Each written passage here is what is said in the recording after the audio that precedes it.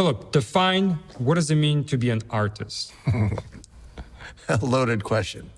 The difference between being an artist and an artisan or a craftsman or a craftsperson is taking a talent, turning it into a skill, not letting anybody keep you down, but definitely the truly distinguishing aspect is being able to walk to the edge of the abyss and look down into it and balance and not fall in.